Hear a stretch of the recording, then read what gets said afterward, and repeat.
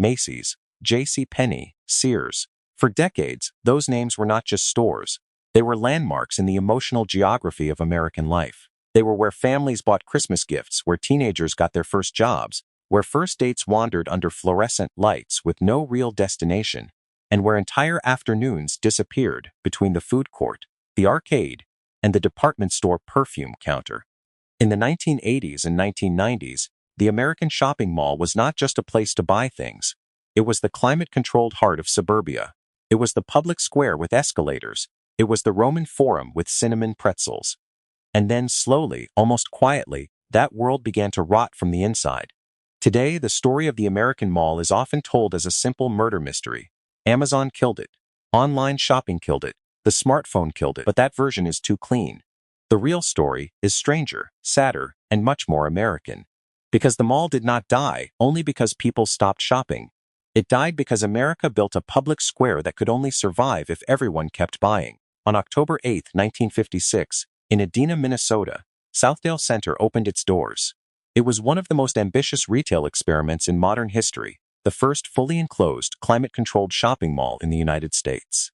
Its architect, Victor Gruen, was an Austrian immigrant who had seen the old European city square, the kind of place where people walked, lingered, argued, rested, met friends, and felt part of civic life. Gruen looked at post-war American suburbia, with its highways, parking lots, detached houses, and lonely car culture, and believed he could give it a center, not just a shopping center, a real center. Southdale was designed as a miniature indoor city. It had department stores, smaller shops, a garden court, art, fountains, a birdcage, a post office, even a skating rink. Gruen imagined a place where suburban Americans could do more than spend money. They could gather. They could belong. They could experience something resembling community in a landscape increasingly built for cars instead of human beings. And for a while, the dream worked. Across the second half of the 20th century, malls spread through America like glass-covered cathedrals of consumption. They became the natural habitat of the middle class. Teenagers treated them like sovereign territory. Parents treated them like safe containment zones. Retailers treated them like money machines. Hollywood turned them into a stage for youth culture, music videos, teen comedies, holiday rituals, prom dresses, first paychecks, first kisses, first credit cards, all of it passed through the mall. By the late 20th century, the mall had become one of the most recognizable symbols of American abundance. But hidden inside that success was the flaw that would eventually destroy it.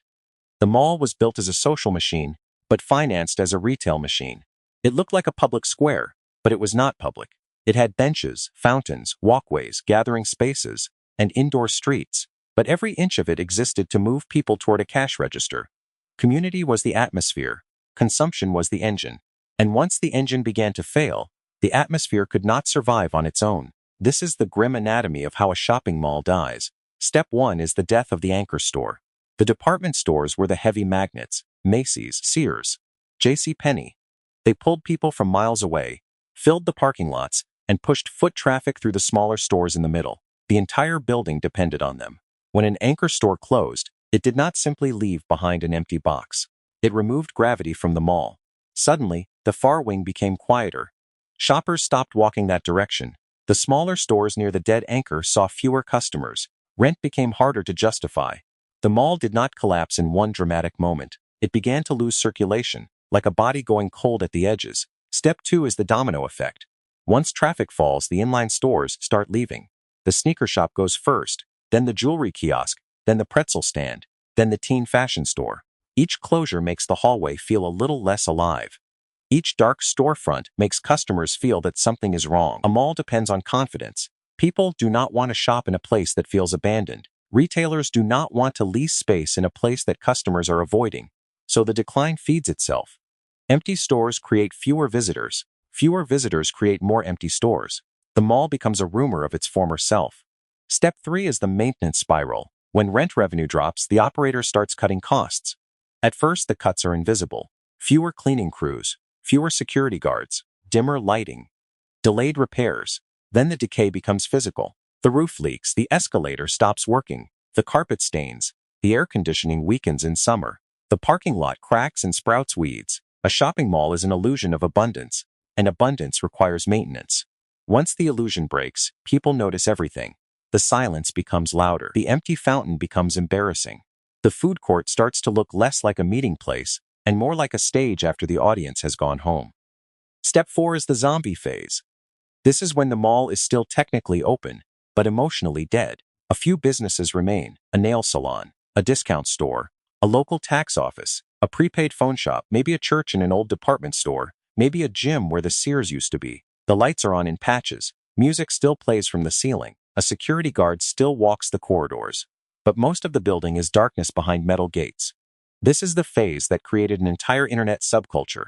Dead mall videos, walking tours, Reddit communities, YouTube channels dedicated to empty escalators, broken fountains, abandoned food courts, and the ghostly echo of Muzak in spaces once packed with teenagers. The strange thing is that people cannot stop watching. They are not only watching retail decay, they are watching their own childhood become archaeology. Step 5 is abandonment or transformation. Some dead malls are demolished. Some sit for years as concrete ruins surrounded by oceans of empty parking.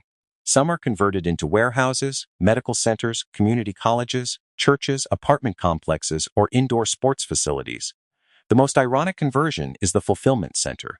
A building once designed to gather humans in physical space becomes a logistical shell for the same digital economy that helped empty it out. The mall becomes a warehouse for the app. And that is where the story becomes more complicated than nostalgia. Because people did not stop loving malls all at once. They stopped needing them. The internet took the mall's strongest functions and performed them faster. Want to browse? Scroll. Want to compare prices? Search. Want a rare item? Filter. Want social life? Open a platform. Want entertainment? Stream. The mall offered discovery, convenience, climate control, and social density. The smartphone compressed all of that into a glowing rectangle in your hand. Victor Gruen designed the mall to concentrate suburban life in physical space. The internet concentrated it in software, and software had no parking lot, no leaking roof, no anchor tenant, no food court lease, no dead wing to maintain. Still, the nostalgia is real. People miss the mall because it represented a kind of shared physical life that America has never fully replaced. They miss the smell of pretzels, the sound of arcade machines, the ritual of wandering with friends for no particular reason. They miss the feeling that you could go somewhere without needing a perfect plan. The tragedy is that the mall was never strong enough to protect that feeling from the economics underneath it. It gave America a version of public life, but only on commercial terms. When the commercial terms broke, the public life disappeared with them. That is why the healthiest malls today are not really surviving by being old-fashioned malls. They are becoming something else.